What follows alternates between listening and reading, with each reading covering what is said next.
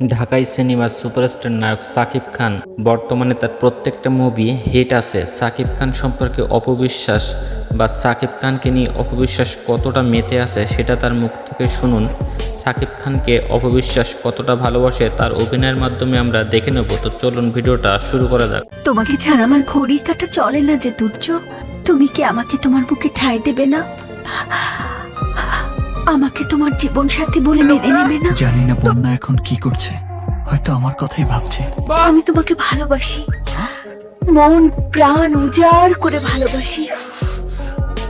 বিশ্বাস করো, করলাম। এই ইশারা তোমাকে ছাড়া বাঁচবে না। আচ্ছা,